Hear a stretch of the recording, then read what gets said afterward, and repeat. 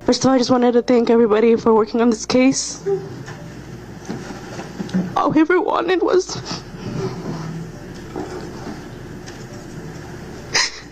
justice for what happened to her.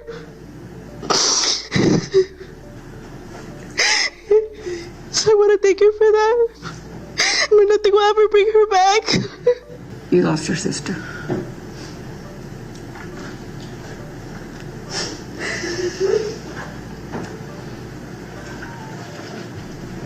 Thanks, Your Honor. Susanna's other sister, Elisa. Mr. Bryant, do you want to say anything? Yes, ma'am. Would you like to say anything for? Yes, go ahead. No, you can speak from there. I just want to apologize to everybody and to the victim's family. Sorry, that's it. That's it? Okay. Mr. Bryant, on count 1, malice murder, I sentence you to life without the possibility of parole.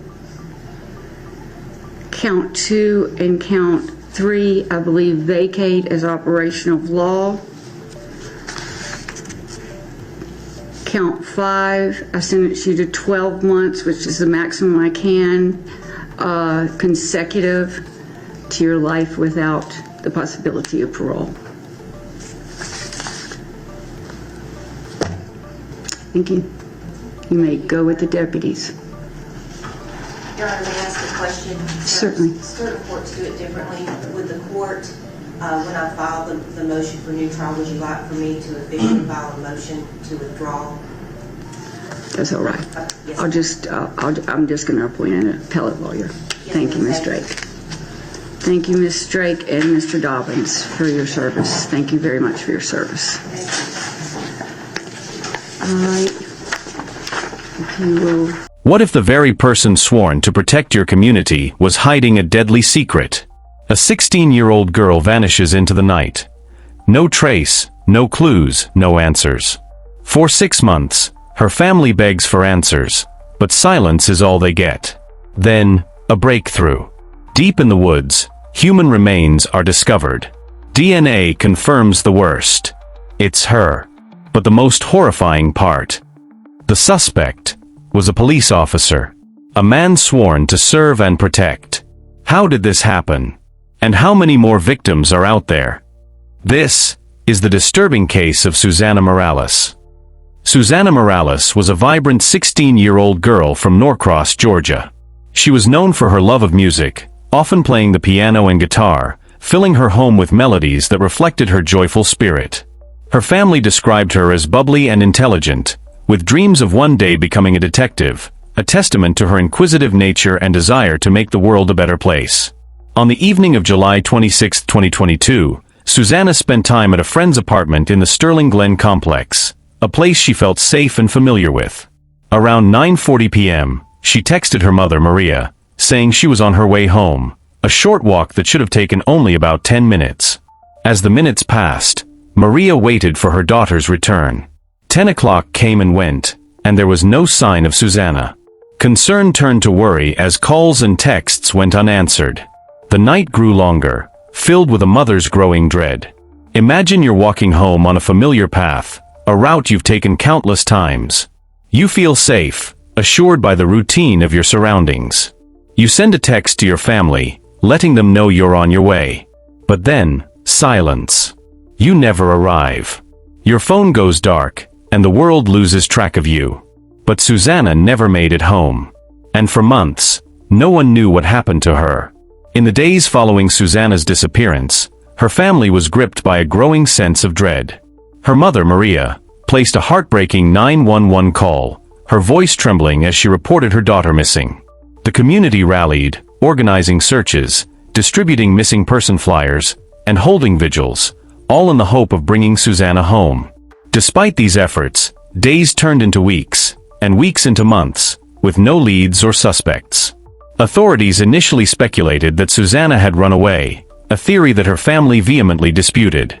They knew her. They knew she wouldn't just vanish without a word. Then, on February 6, 2023, A passerby made a grim discovery in a secluded wooded area near Drowning Creek, close to the Barrow County line. Human remains were found, and the Gwinnett Medical Examiner's office later confirmed through dental records that it was Susana Morales. The autopsy revealed signs of foul play, though the exact cause of death remained undetermined. But who was responsible for this heinous act? And why? The answer would shock everyone. At first, investigators had little to go on. No witnesses, no clear motive. But then, a breakthrough emerged from an unexpected source. A firearm was discovered near the site where Susana's remains were found. This gun was registered to Miles Bryant, a 22-year-old police officer with the Doraville Police Department. Bryant had reported the gun stolen on July 27, 2022, the day after Susana disappeared. He claimed his vehicle had been broken into, and the firearm taken. However, this report raised suspicions. Yesterday, I don't know what time, man. I went running around here. I did a bunch of stuff yesterday. And I came back, I went to the store and everything. I had it at the store, and I came back, I went running everything, and then my girl was finna leave. I was like, I got my wallet. I don't know where my wallet at. So I can't find my wallet. And then this morning, I worked Doraville. I was getting my dry cleaner. I had to work tonight. And then I looked on my floorboard, and the my Glock 19 holster is on the floorboard. And my Glock 19 is always together, you know? Right. So, I hate to say it. I think I left my door. They ain't smashed the window or nothing. I fucked around, left my door unlocked. The biggest, I know, man. I get on people all the time. I take the inner auto report. But I just want to at least put that, on GCIC. That's fine. Yeah. It was in there when you went to the store last night, correct? Yeah, it was. I don't know. You know? I don't know. I looked down this morning and saw my holster. I said, I can't find my wallet. My holster's there. My gun and holster is never separate. It's we the people conceal holster. If I take it, I'll take the holster. I don't carry it free. So that's definitely missing. You want me to get the serial number for you real quick? If you don't mind. Yeah, sorry about that.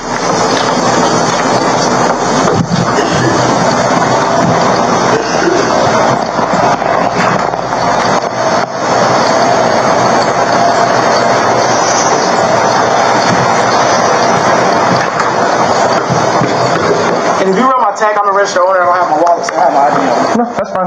Do you think your wallet was in the truck as well, or? I think so, because I didn't. The pants I had on yesterday, I took it in the house, looked through all the grocery bags. I only went in the house, and I came out here and I ran around the neighborhood. I'm the courtesy officer here. And then last night, when my girl got back from, we did something. We came back. I drove around a little bit, and I needed to do patrol anyway. I drove around a little bit, seeing if I could find it. I didn't see it. It was dark anyway, but. Okay. Anyway, Further investigation revealed that Bryant lived in close proximity to where Susana was last seen. More disturbingly, evidence began to surface of a darker side to this trusted officer. Bryant had a history of troubling behavior. In 2019, he was accused of breaking into a former classmate's home, an incident that was captured on surveillance footage. The victim reported that multiple pairs of her underwear were missing after the break-in. Despite this, Bryant managed to avoid significant consequences and continued his career in law enforcement. As investigators delved deeper, they uncovered more allegations. A woman came forward, claiming that Bryant had stalked her, showing up uninvited at her apartment and attempting to break in. Security footage corroborated her account, showing Bryant lurking around her door and tugging at the doorknob. The pieces were starting to fit together. Cell phone data placed Bryant near the location where Susana's remains were found on the night she disappeared. Further analysis revealed that he had searched for news articles about Susana's disappearance, and had even looked up information on how long it takes for a body to decompose. According to police, Bryant hid her body to cover up the crime. But why? And was this his first offense? The investigation was far from over, and the community was left grappling with a horrifying possibility that a man sworn to protect them was capable of such unspeakable acts. In the aftermath of Susana Morales' tragic death, the wheels of justice began to turn. On February 13, 2023, Miles Bryant, a 22-year-old former Doraville police officer, was arrested and charged with concealing the death of another and filing a false report of a crime. These initial charges marked the beginning of a legal battle that would captivate and horrify the community. As the investigation progressed, the evidence against Bryant mounted. On February 22, 2023, The Gwinnett Police Department escalated the charges, indicting Bryant on counts of kidnapping and felony murder in connection with Susanna's death. The community watched in anticipation, yearning for justice for the young life so brutally taken. The trial commenced in June 2024, drawing widespread attention. The courtroom was a theater of grief and determination, with Susanna's family present each day, seeking closure for their unimaginable loss. The prosecution addressed the jury, emphasizing Bryant's betrayal of his oath to serve and protect. Brandon Delphant stated, "He took an oath to uphold all of the laws. He is one of the people that we should trust to enforce the law. Somebody we should hold to a higher standard because of his role in enforcing the law. But he didn't do any of those things. Instead, he abused the law and he used his badge and he used his position to satisfy his own sexual desires." Susanna Morales' mother, Maria Bran, was the first witness called by the prosecution on Wednesday. Speaking through a translator, Maria Bran grew emotional as she recounted being unable to reach her daughter the night she was killed. "I called and called several times. She did not answer," Bran testified. "Did you ever hear back from Susanna?" Brandon Delphant asked. "No, never again," Bran replied. The friends testified about the night Morales told them she was headed home from a friend's house. They also described how loved ones received Life 360 alerts indicating a possible car crash, followed by a sudden change in direction at high speed. After that, no one heard from her again.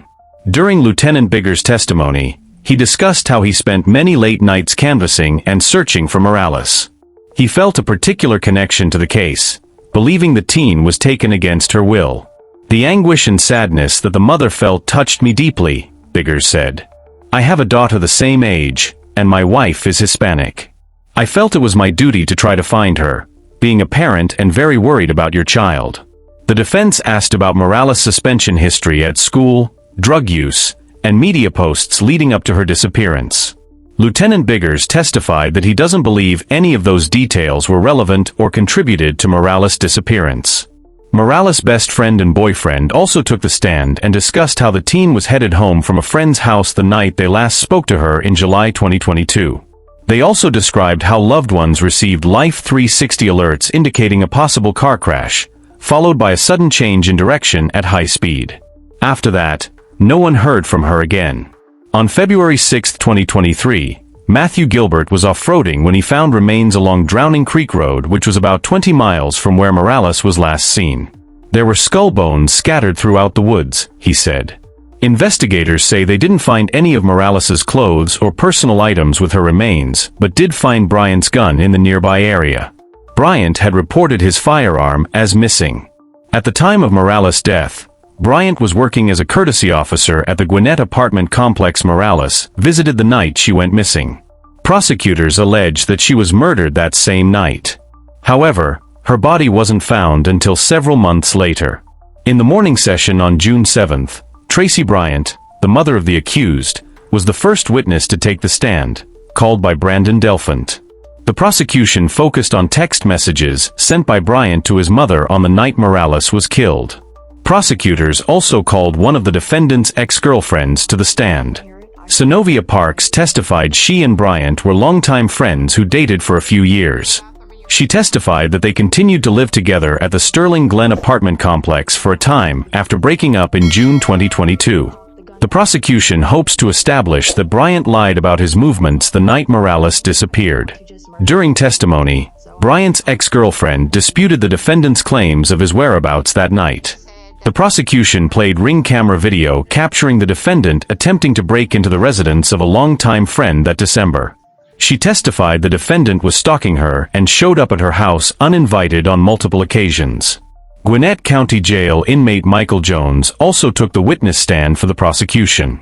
He told the court he talked with Bryant daily while both were housed at the Lawrenceville facility, and said Bryant told him he wasn't going to be linked to Morales' murder because there were no bodily fluids recovered at the crime scene. He said, "Well, I'm not going to be charged with this. They said they ain't got nothing against me. It said right here, there ain't no fluid, no blood, nothing. They ain't got nothing against me," Jones testified. When pressed by Bryant's attorney, Jones denied being offered a deal by the prosecution to testify. Investigator John Wilbanks, an expert in cellular data mapping, was also called to testify.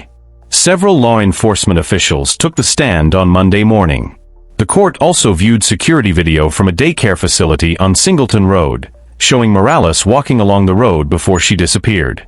Cell phone records were also discussed. Homicide detective Angela Carter took the stand and became emotional when asked about the day Morales' body was found. She told the court that she had a feeling that it was going to be Morales when she first heard a body had been found.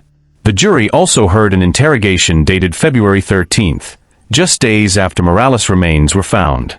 Police said they found Bryant's gun nearby. He previously reported it missing. The interrogation started with conversations about police work and the military, and gradually turned into the investigators confronting him about the evidence. After several hours, Bryant was placed in handcuffs. On Tuesday, Bryant told the judge he would not testify on his own behalf. The defense team rested its case without presenting a single witness. Gwinnett Police Department homicide detective Angela Carter returned to the witness stand for a second day of testimony. Investigators honed in on Bryant as a suspect after his gun was found near Morales' skeletal remains and his cell phone pinged in the area where she was discovered. Much of Tuesday morning's testimony revolved around the data recovered from Bryant's cell phones, which included multiple internet searches about the Susana Morales case. The jury also watched police body camera footage that captured a conversation Bryant had with a girl who returned home after her family reported her missing in May 2022. If something were to happen to you, we are doing a rape or a missing person, then we find your body out there in the woods. Then what? 'Cause you are probably strong and smart, say no to strangers and stuff like that. But those people don't care, Bryant could be heard saying on tape. People are my size, big, and snatch you up. You can scream and shout all you want. They will throw you in the back of a van. They will take you, and your parents will never see you again. Brandon Delphant called Bryant a cop-turned-killer. He is evil. He is a monster and a predator, and he used his badge and his uniform to do it, Delphant told jurors. During closing arguments, defense attorney Tracy Drake admitted Morales was with Bryant in his vehicle that night, and claimed the defendant lied about losing his gun in the woods because he feared for his job. Drake said that didn't make him a killer. We do know that Miles left her in the woods. We don't know if she was unconscious at that time or if she was dead. We don't know that he did anything to her to cause that. The medical examiner was unable to determine how Morales died due to the condition of her skeletal remains. Bryant's attorney told jurors the victim may have died of a drug overdose, and the prosecution's case is based solely on circumstantial evidence. Brandon Delphant urged jurors to focus on the evidence presented during trial and ignore what he called the defense's attempt to distract them with unsubstantiated theories of what happened the night Morales was killed. Their theory of something else happening makes absolutely no sense and isn't supported by a single shred of evidence, Bryant said. There is no evidence that she knew or would ever voluntarily spend time with the defendant, talk to the defendant, have sex with the defendant, hook up with him. She is on her street, steps from her house when she is snatched off the street and ends up dead completely naked. On June 12, 2024, the jury delivered its verdict. Miles Bryant was found guilty of malice murder, felony murder, kidnapping, and filing a false report of a crime. He was acquitted of the charge of attempted rape. The courtroom held its breath as the judge pronounced the sentence: life in prison without the possibility of parole, plus an additional 12 months for the false report. The sentencing hearing was a poignant moment. During his sentencing hearing, Susana Morales' younger sister, fighting back tears, spoke to the court immediately following the guilty verdict. All I ever wanted was justice for what happened to her. I want to thank you for that, she said. I'm so sorry you lost your sister, Gwinnett County Superior Court Judge Tamala L. Adkins told her. Her older sister described to the court the impact the loss of their teenage daughter had on her mother. She said she lost 25 pounds of weight. Susana's mother, Maria Guadalupe Bran, addressed the court through tears, expressing the profound pain of losing her daughter. Every night I can't sleep without thinking of her, she lamented. She told the court about the terror she experienced knowing what happened to her daughter. I know none of this will bring her back or take away the pain, Bran said. I cannot imagine the torture and pain you endured, Judge Adkins. Susana did not deserve this. The judge, visibly moved, offered words of condolence, acknowledging the unimaginable torture and pain the family had endured. "He is a monster. He is what goes bump in the night. He is a predator," said Special Prosecutor Brandon Delphant. Delphant asked for the maximum, life in prison without the possibility of parole. Bryant's attorney asked for leniency based on his age.